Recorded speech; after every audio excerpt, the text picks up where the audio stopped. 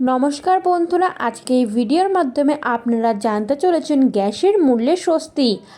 জনতার সিলিন্ডারের দাম 183 টাকা কমলো। জানুন সম্পূর্ণ বিস্তারিত তথ্য সম্পর্কে।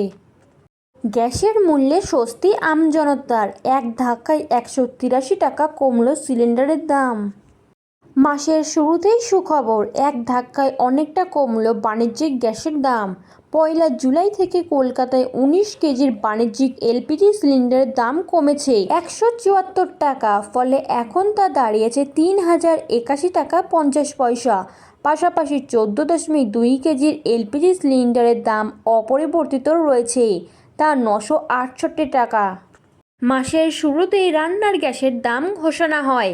আন্তর্জাতিক বাজারের ওঠানামার ওপর এই দাম নির্ভর করে, কখনো বাড়ানো হয় আবার কখনো কমানো হয়। যদিও গত কয়েক মাস ধরে লাগাতার বাণিজ্যিক গ্যাসের মূল্য বৃদ্ধি হচ্ছিল। প্রসঙ্গত, ইরান যুদ্ধের পরিস্থিতি সামলে রেস্তোরাঁ, হোটেল ও অন্যান্য বাণিজ্যিক প্রতিষ্ঠানের জন্য এলপিজি সরবরাহ আগের পর্যায়ে ফিরিয়ে আনার লক্ষ্য কেন্দ্রের। পশ্চিম এশিয়ার সংকটের সময় নির্দিষ্ট কিছু খাতে আরোপিত বিধিনিষেধ তুলে নেওয়ার কয়েক দিনের মধ্যে এই পদক্ষেপ করা হলো।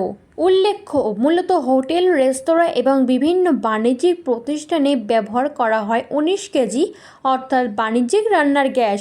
লাগাতার মূল্য বৃদ্ধির ফলে হোটেল, রেস্তোরাঁর খরচ উল্লেখযোগ্যভাবে বৃদ্ধি পেয়েছিল।